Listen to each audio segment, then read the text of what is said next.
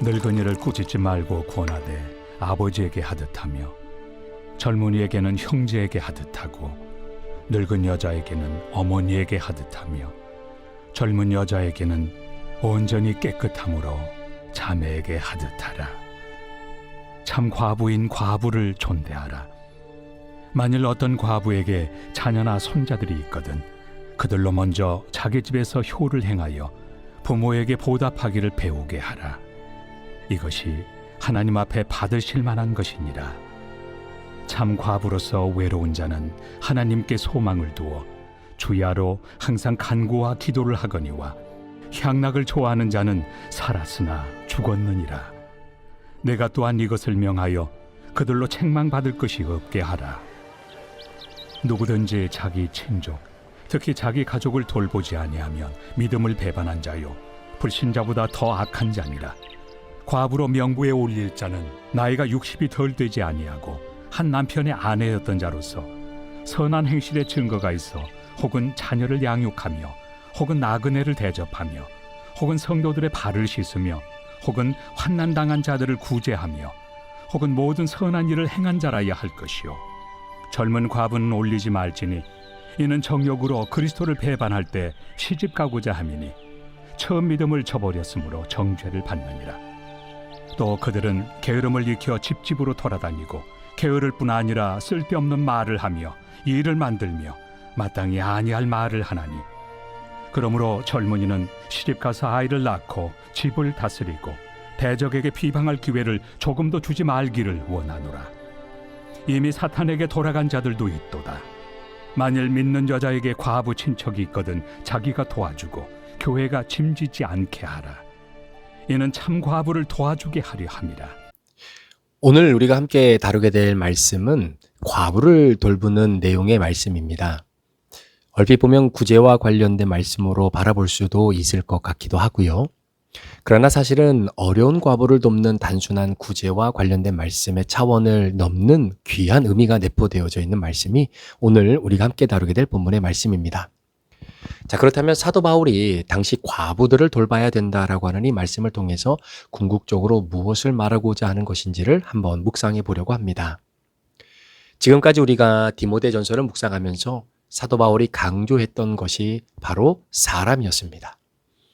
에베소 교회를 목회하면서 사람을 세우고 사람을 관리하고 그 사람을 온전하게 양육하고 훈련하는 부분이 교회의 조직과 행정을 다루는 부분보다 훨씬 더 중요하다라는 것을 사도 바울이 궁극적으로 말하고 있었던 것이죠. 자, 그런데 오늘 본문 이후로부터는 조금 강조점이 달라지게 되는데요. 간단히 설명드리면 사람을 세우는데 그 사람이 결국은 덕을 세워나가야 한다라고 하는 부분을 강조하게 됩니다. 여러분, 교회라고 하는 공동체는 여러 가지 일을 하게 됩니다. 인간관계도 맺어야 되고 선교사업도 하고 구제사역도 하고 복지사업도 하고 또 가르치는 사업도 여러 가지 많은 일들을 하지요. 그런데 이런 모든 일들을 통해서 반드시 내놓아야 하는 결론은 여러분 이윤이 아닙니다. 권력이 아닙니다. 그러나 그 모든 교회의 일로 인해 나타나는 결과는 반드시 덕을 세워야 되는 겁니다. 겉으로 드러난 결과가 대단해 보여도 덕이 세워지지 않으면 아무런 의미가 없는 것처럼 말이죠. 자, 그렇다면 사도 바울이 말하는 덕이 무엇일까? 자, 오늘 이 본문 말씀을 통해서 한번 생각을 해보려고 합니다. 한 번은 아내와 함께 야외를 좀 나갔다가 집으로 돌아오는 길이었는데요. 이게 고속도로를 달리는데 차들이 속력을 내지를 못하고 있는 겁니다. 그러니까 이유를 보니까 앞쪽에 경찰차 한 대가 가고 있었습니다. 그러니까 규정 속도를 지켜가고 있는 경찰차보다 내가 앞서서 추월해 가면 자칫 잘못해서 딱지를 뗄 수 있는 상황이 벌어질 수도 있는 거거든요. 자, 그러니까 모든 차들이 정해진 규정 속도대로 자신의 차로를 잘 지키면서 얼마나 질서정연하게 달리는지 그 모습이 참 인상 깊었습니다. 그 모습을 보면서 순간 들었던 생각이 그렇지, 우리의 혈관의 피도 이렇게 아무런 막힘 없이 잘 흘러야 건강하겠구나 라고 하는 생각을 말입니다. 여러분, 덕이라고 하는 것은 모든 것이 질서 안에서 건강함을 유지하는 바로 그 상태가 바로 덕입니다. 그러니까 교회는 질서만 잘 지키면 아무 문제가 없는 거예요. 성도들로 하여금 기도할 때 기도하면 되고요. 말씀 묵상할 때 말씀 묵상하면 되고요. 그 주신 말씀을 우리의 삶에 적용하면서 살아가게 되면 성령님과 아름다운 교통의 원활한 소통이 이어지게 되는 겁니다. 그러면 혼란이 없고 사고가 일어나지 않는 것이죠. 이것이 바로 덕이라고 하는 겁니다. 자, 그런데 문제는 사람이 연약하기 때문에 내가 의도하고 계획하지 않았지만 환경적으로 굉장히 이 막다른 골목처럼 몰리는 바로 그러한 상황이 있습니다. 그럴 때가 되면 꼭 이 덕이 무너질 때가 있다라는 거예요. 자, 예를 들면 사람이 여유 있고 시간이 넉넉하면 질서를 잘 지킵니다. 신호도 잘 지키고 규정 속도도 잘 지키잖아요. 그런데 인간의 삶이 절박함으로 내몰릴 때가 있습니다. 그럴 땐 나도 모르게 다급해지고 움직이지 말아야 될 때, 즉 빨간불일 때 가면 안 되는데 막 가게 되고, 속도를 규정 속도를 지켜가서야 가야 되는데 막 속도도 어기고, 잘 지켜가야 할 차선도 이리저리 넘나드는 그런 경향들이 생기게 마련입니다. 여러분, 이런 상태가 바로 덕이 무너지는 현상인데, 사고는 덕이 무너질 때 일어나더라는 거죠. 자, 바로 이때에 여러분, 진리가 하는 역할은 원칙을 다시 생각나게 해주면서 그 질서를 바로 잡아주는 역할이 바로 진리가 있을 때 하는 역할입니다. 예전에 TV 프로그램에 우리 결혼했어요라고 하는 프로그램이 있었어요. 혹시 보신 적이 있으셨나요? 자, 그런데 그 프로가 나온 이후에 어떤 프로그램이 또 나왔냐면 우리 이혼했어요라고 하는 프로그램이 있었습니다. 함께 가정을 꾸미며 살았던 부부가 이런저런 이유로 이혼을 합니다. 그리고 나서 다시 두 사람이 만나서 시간을 보내다가 우리가 다시 재결합의 가능성이 있는지, 왜 우리가 이런 결정을 내릴 수밖에 없었는지 그때를 다시 한번 점검해 보면서 혹시 재결합의 가능성을 타진해 보는 뭐 그런 프로그램입니다.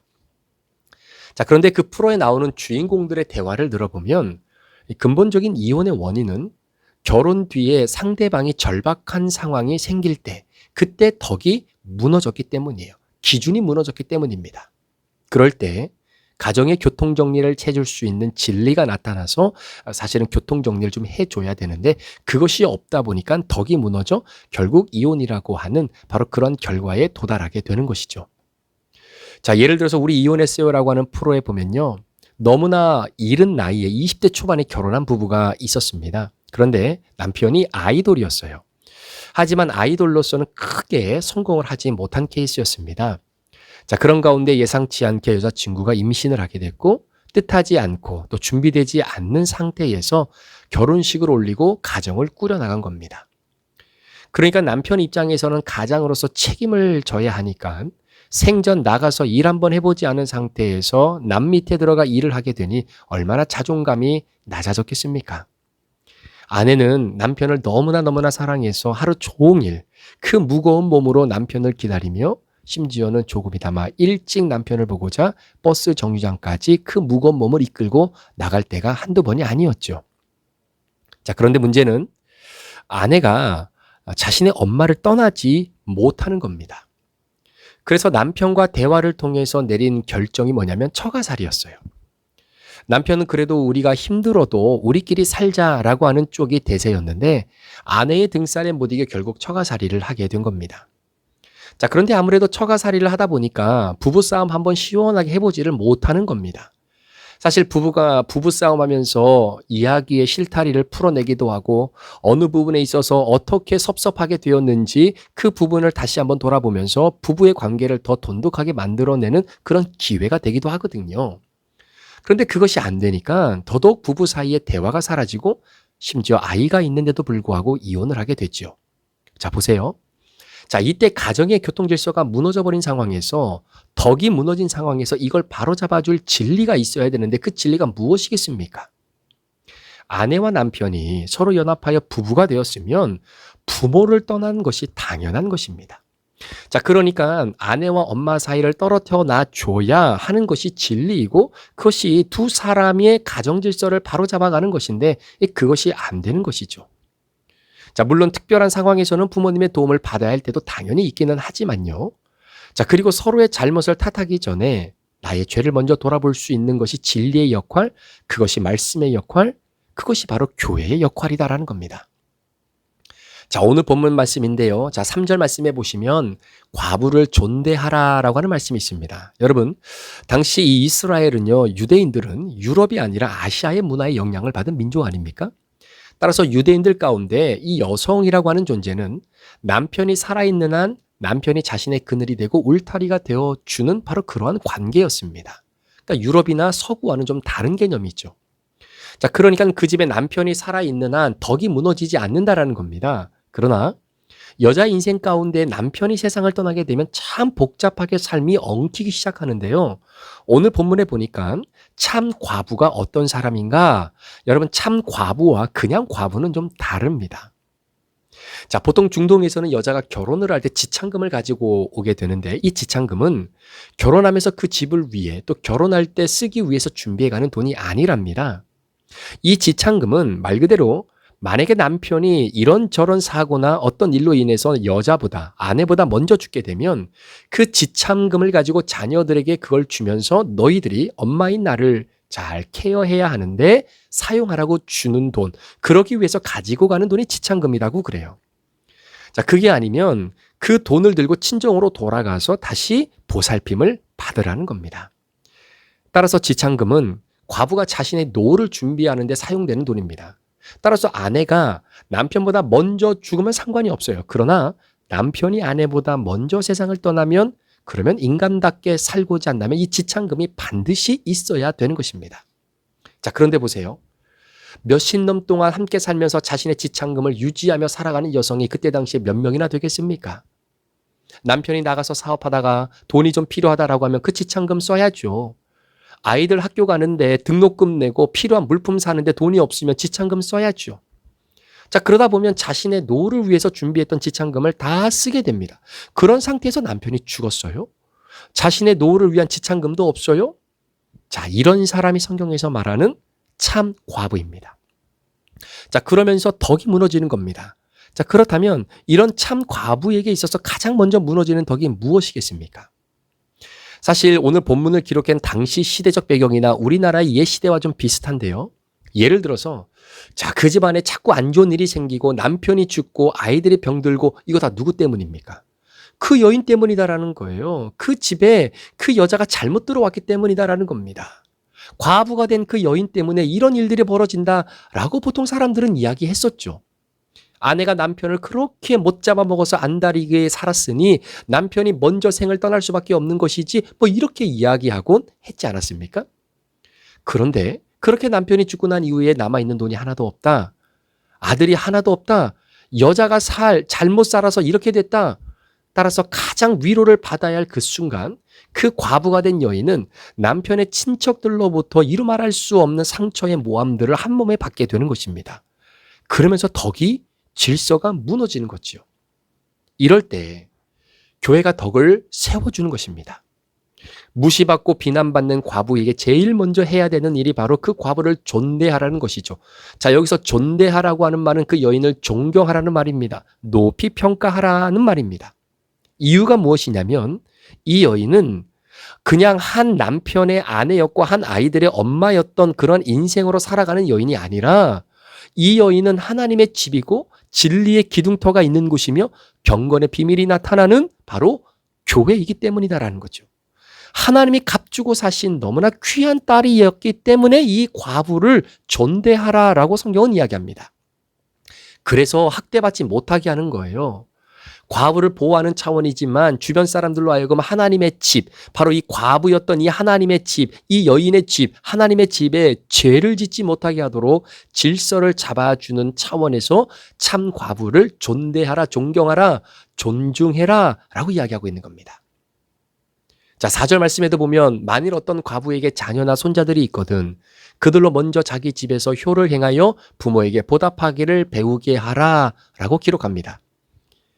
자, 그러니까 지참금이 있는 과부는 자녀들이 그 지참금으로 부모를 모십니다.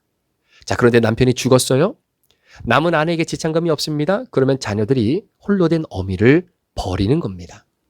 자, 그런데 문제는 당시 유대인들에게 있어서 지참금이 없는 어미를 내다 버리는 것에 대해서는 그렇게 사회적으로 죄책감이 느껴지지 않았던 시대였어요. 이것도 과부가 비난받아야 할 일이라는 겁니다. 엄마가 지혜가 없다는 거예요. 엄마 알아서 살라라는 이야기입니다. 자, 그런데 보세요. 여자가 지참금을 가지고 결혼할 때 들어오면서 그 돈을 썼다면 어디다 썼겠습니까? 지금처럼 뭐 자기 계좌를 가지고 있고 뭐 암암리에 그 돈을 비자금으로 만들어서 뭐 안 좋은 일에 쓰기도 하고 뭐 그럴 시대가 아니잖아요. 굉장히 보수적이었잖아요. 그런데 그 여인이 돈을 다 썼다고 하면 여러분 도대체 그 여인이 그 돈을 어디다 썼겠습니까? 다 자식 먹이고 필요한 거 사느라고 쓴 돈 아니었겠습니까? 그러니까 어머님의 지참금으로 자녀들이 먹고 입고 자랐는데 어머니의 은혜를 망각하는 거죠. 부모를 버리는 겁니다. 돈이 없다고요. 덕이 완전히 무너져 버리는 겁니다. 그런데 만약에 어머니가 먼저 돌아가시고 난 후에 아버지가 혼자 계시잖아요. 그럼 자녀들이 아버지는 내다 못 버립니다. 이유는 아버지가 유산을 물려줄 권한이 있었고 아버지에게 축복권이 있었기 때문에 아버지가 혼자 남으면 아버지를 절대로 버리지 못했던 것이죠. 그런데 만만한 엄마는 버리는 겁니다. 그러니까 한 명의 과부가 생기는 순간 자녀들 안에서는 덕이 무너지고 불효의 죄를 짓게 되는 것이죠. 저도 개인적으로 말씀을 묵상하면서 들었던 생각인데요. 이 목회를 하고 또 시간을 지내면서 아버지에게 예전에 제가 가지고 있었던 불만들, 뭐 목회하면서 사역하면서 또 아버지로서 아들 입장에서 가지고 있었던 불만들이 있었잖아요. 그런데 그런 불만을 가지고 아버지에게는요, 말 한마디 뻥끗하지도 못하면서 제 딴에는 만만하다고 보여지는 엄마에게는 얼마나 갖다붙다 말로 험한 죄를 지었는지 모릅니다. 저희 할머니가 103세 일기로 세상을 떠나셨어요.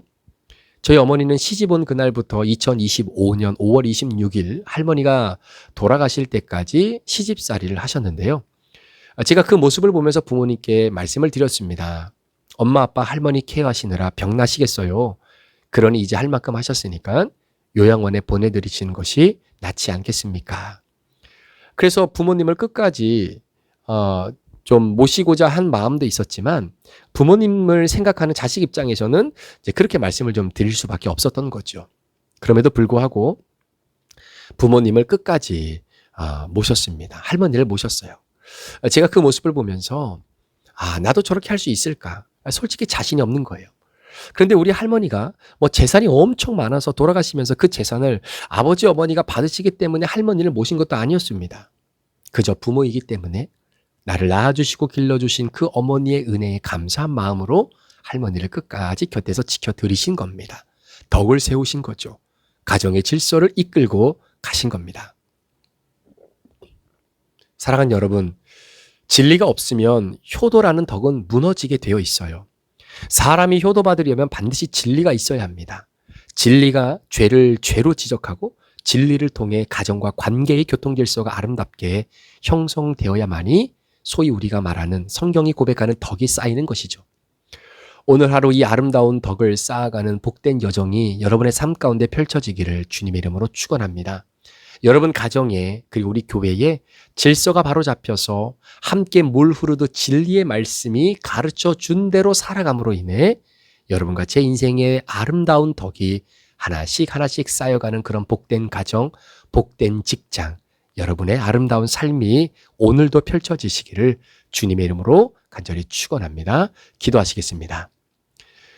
고마우신 하나님 아버지, 오늘도 덕을 쌓는 인생 되게 하여 주옵소서. 덕을 쌓기 위해서는 진리가 바로 말씀이 우리 안에 반드시 필요합니다. 그 말씀이 우리를 이끄시는 대로 물 흐르듯 살아가게 도와주시고 그럴 때 우리 가정과 교회와 우리의 삶에 하나님께서 펼쳐주시고 쌓아주시는 그 아름다운 덕을 믿음으로 하나씩 하나씩 쌓아가는 복된 하루가 되도록 인도하여 주옵소서. 감사를 드리며 예수 그리스도의 존귀하신 이름으로 축복하며 기도합니다. 아멘.